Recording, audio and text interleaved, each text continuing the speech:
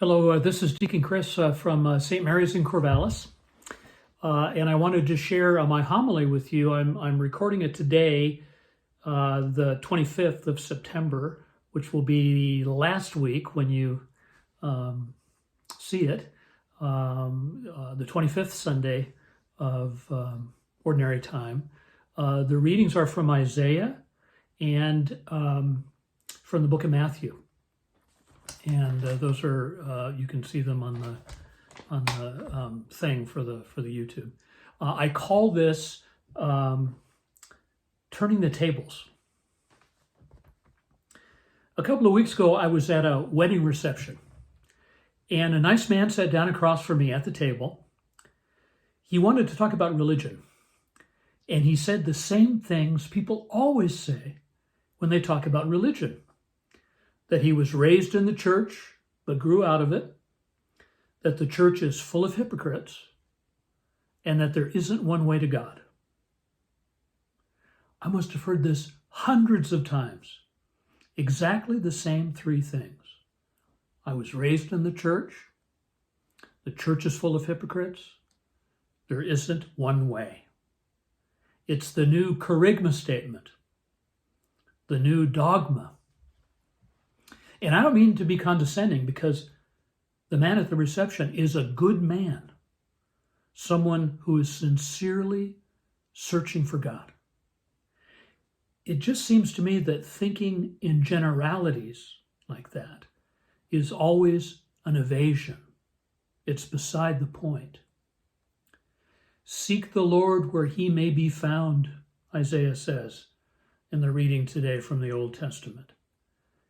And I don't think he can be found in abstractions. And so I listened, and I tried not to get sucked into a debate. And finally, I asked him, what makes you the happiest? Where do you feel most like yourself? That's the question, I think. That's what matters. And the man stopped and thought, and then he veered away, back out into abstractions, back out into ideas, into the memes. And I don't blame him. It's hard to talk about your deepest hopes and fears, especially with someone you don't know. It's hard to face your own emptiness. It's hard to see the subtle ways God is always working in your life. And even when we want to, it's hard to put what we feel into words, especially when it comes to God. For my thoughts are not your thoughts, says the Lord in Isaiah, nor are your ways my ways. As high as the heavens are above the earth, so high are my ways above your ways, my thoughts above your thoughts. That's why dogma is always secondary, why it's always limited, because God is beyond all language, including our own. And this is the dogma. This is what the dogma professes, that the God we believe in doesn't follow good business practices, like the landowner in the parable today, that the God we believe in doesn't reward us according to how long or how hard we work, but is loving and generous beyond all measure. Dogma, Flannery O'Connor says, is the gateway to mystery. God, Gerard Manley Hopkins says, is an incomprehensible certainty. But I wasn't trying to tell this good man what the truth is. I was trying to say that he already knows it. I wasn't trying to say that he needed to get God into his life. I was trying to say God already is in his life. What most deeply concerns me is how lost and lonely we all are, and that unless we have some kind of tradition in some set of spiritual practices, in some kind of community to love us and to hold us accountable, we're going to miss entirely the one astounding fact that God isn't dead. He's here in us and all around us. Seek the Lord where he may be found. Call on him while he is near. And he is always near. Didn't Jesus perform his first miracle at a wedding reception in Cana, when he turned the water into wine, and where nobody could see it? Nobody even knew what was going on. Nobody knew it was happening, except for Mary, his mother, and the servants who were serving the others. And this isn't just a one-way thing. I get off into the weeds. I get tricked into, sucked into pointless arguments all the time. And what this man's doubts and struggles were doing is they were calling me to humility, and calling me to listening, and calling me to deeper faith. Let us abandon our polemics, Pope Francis says in his recent apostolic letter on the Eucharist. Let us abandon our polemics and listen to what the Spirit is saying to the church. Jesus falls in beside us on the road, but we don't recognize him at first. We sit down at a table, at a wedding reception or a coffee shop, or in our own kitchen. And at just the moment of the breaking of the bread, at just that moment, we know it's him. And then he vanishes. This is one of the main reasons I think that we go to Mass, to train our hearts, to help us recognize the Lord when he falls in beside us.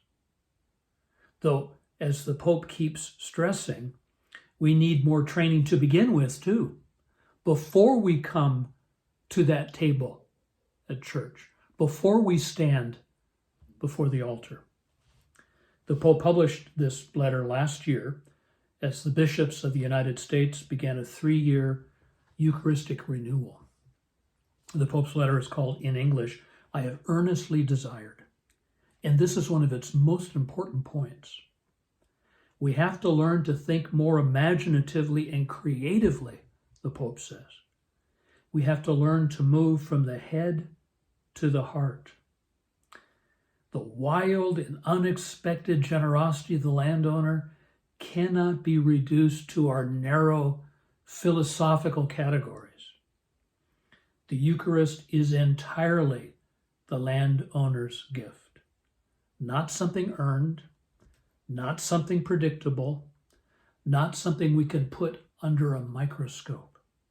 A poem, not a formula, an experience, not an object, not a thing.